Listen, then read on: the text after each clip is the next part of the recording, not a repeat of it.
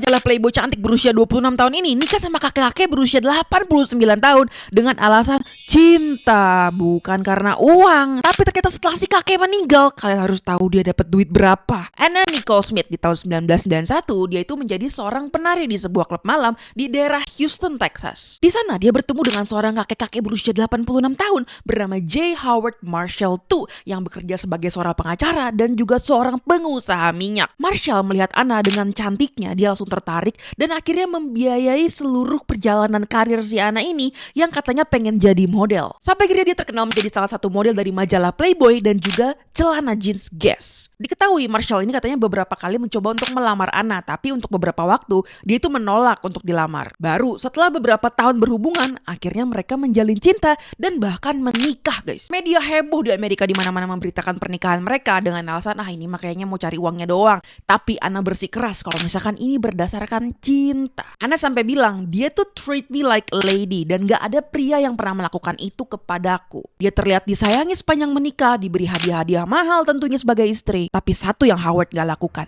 dia tidak pernah menaruh nama Anna di surat wasiat. Baru 1 tahun nikah di 4 Agustus tahun 95, ternyata J. Howard harus meninggal dunia, guys. Tepatnya di usia 90 tahun dan meninggalkan kekayaan sebesar 1,6 miliar dolar atau kalau dirupiahkan sekitar 25 triliun aja sih. Ketika pembagian harta, surat wasiat dibuka akhirnya Anna kaget bukan main. Karena ternyata namanya gak ada sama sekali dalam surat wasiat tersebut. Semua aset ternyata dijatuhkan ke tangan E. Pierce Marshall, yaitu anak dari pernikahan sebelumnya. Di situ Anna ngeklaim katanya Howard dulu tuh pernah bilang ke dia akan membagi setengah hartanya. Jadi setengah dia, setengah lagi buat anaknya. Tapi ternyata itu cuma diungkapkan secara verbal, gak pernah secara hukum tertulis. Ia pun menuduh Pierce akhirnya memanipulasi dan menghalangi ayahnya dulu untuk menuliskan namanya di dalam surat wasiat. Pertarungan hukum bertahun-tahun terjadi dari 96 sampai akhirnya tiba-tiba di tahun 2007 pas proses hukum ini masih berjalan, Anna Nicole ditemukan tidak bernyawa di sebuah hotel di Florida. Dia meninggal di usia 39 tahun diperkirakan karena overdosis sebuah obat. Anna bahkan punya lagi anak satu perempuan ini dengan seorang fotografer dan bahkan sampai akhir hidupnya Anna itu gak dapat apa-apa, guys.